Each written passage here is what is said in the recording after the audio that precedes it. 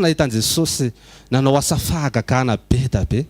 Nahitan' Jesosy nanao mirakla, nahitan' Jesosy nanao zavatra goavana be Tomasy. Fa tamin'ny fotoana anankiray izy vao teny hoe tompoko sy Andriamanitra. Tao alohan'iny zany mety miteny hoe tomponay sy Andriamanitra ay. Atỳ tsy nanana fahalalana manokana izy. Fa rehefa nahafantatra an'Andriamanitra izy, naneho tamin' Jesosy ny dian'ny mariky ny hazo fijaliana izay nieretan' Jesosy ho azy, dia hozy hoe tompoko sy Andriamanitra.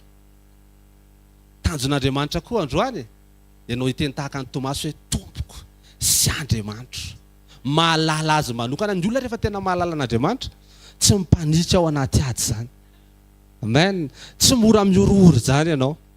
Fantatrao ny calendrier-ny fiainanao. Fantatrao ny toetrandro ny fiainanao androany. Amen. Tsy manjombona ny andronao, ary sendra manjombona dia tsy maintsy hiposaka foana ny masoandro ny fiainanao. Amen.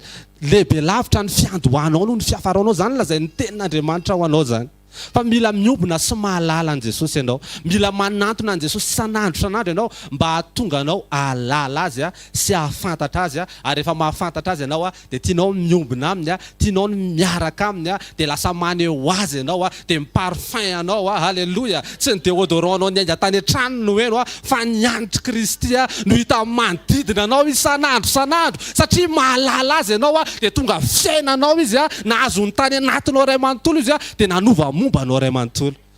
Amen. Miantoko tena amintenareo rehefa